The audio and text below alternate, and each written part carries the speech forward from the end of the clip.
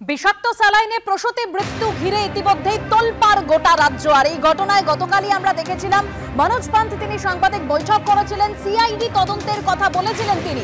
আর এই স্যালাইন কাণ্ডের তদন্তে মেদিনীপুর মেডিকেল কলেজ হাসপাতালে গেল এবার সিআইডি টিম। কিভাবে এই ঘটনা ঘটলো, কারো গাফিলতি ছিল কিনা জানতে সমস্ত কিছু খতিয়ে দেখবেন সিআইডি আধিকারিকরা। একদম মেদিনীপুর মেডিকেল কলেজের সেই ছবি আপনাদের সামনে রেখেছি। সিআইডি টিম পৌঁছে গিয়েছে মেদিনীপুর মেডিকেল কলেজে। অন্যদিকে মেদিনীপুর মেডিকেল কলেজের অধ্যক্ষ মৌসুমী নন্দী তিনি জানিয়েছেন মৃত প্রসূতি মামুনি রুই দাসের সদ্যজাতকে গতকাল হাসপাতালে ভর্তি করা হয়েছে।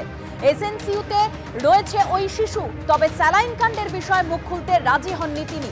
তার দাবি তদন্ত হচ্ছে, রিপোর্ট না আসা পর্যন্ত কিছু বলা সম্ভব নয়। কি বলেছেন তিনি শোনাবো। মেদিনীপুর মেডিকেল কলেজে প্রসূতি মৃত্যুর ঘটনা পরবর্তী ক্ষেত্রে সিআইডি তদন্তের নির্দেশ দিয়েছে রাজ্য সরকার। এই মুহূর্তে আমাদের সঙ্গে রয়েছেন মেদিনীপুর মেডিকেল কলেজের প্রিন্সিপাল। আমরা কথা বলে নেব ডক্টর মৌসুমী নন্দীর সঙ্গে। ম্যাডাম, এই মুহূর্তে কি স্ট্যাটাস? সিআইডি ইনভেস্টিগেশনের অর্ডার হয়েছে, সিআইডি টিম কি এসেছে? না, এখনো সেরকম কোনো টিম আসেনি।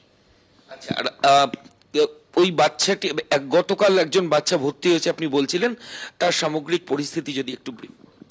ওই বেবি অফ মামনি রুইদাস, ও বাড়ি চলে গেছিল, কালকে এসেছে।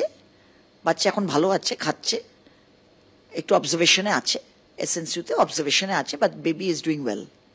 আর এই যে স্যালাইন রিঙ্গার ল্যাক্টেট যেটা নিয়ে এত চর্চা, all this is under investigation.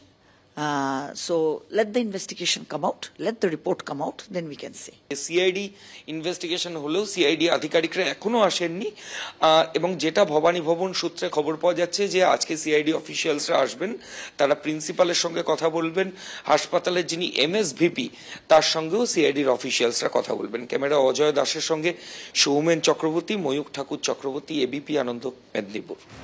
একদিকে আপনাদেরকে জানাচ্ছিলাম যে মেদিনীপুর মেডিকেল কলেজে ইতিমধ্যে সিআইডি টিম পৌঁছে গিয়েছেন। মেদিনীপুর মেডিকেলের প্রিন্সিপাল তিনি বলছেন যে তদন্ত হচ্ছে, সবকিছু দেখা হচ্ছে। অন্যদিকে এই স্যালাইন কাণ্ডে বিস্ফোরক রিপোর্ট এবার জমা পড়ল স্বাস্থ্য ভবনে।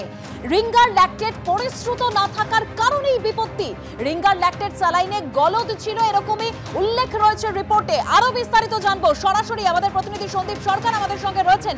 সন্দীপ, দেখো, এই রিঙ্গার ল্যাক্টেট স্যালাইন, যে স্যালাইন নিয়ে প্রশ্ন উঠেছে সেই স্যালাইনকে ক্লিন চিট কিন্তু দিল না এই তদন্ত কমিটিও।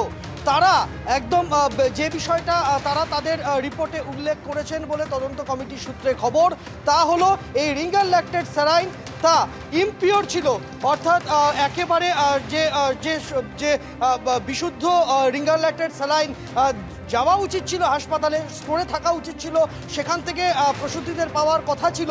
প্রসূতিরা যে স্যালাইন পেয়েছেন তা নিয়ে কিন্তু সংশয় প্রকাশ করেছে এই তদন্ত কমিটি।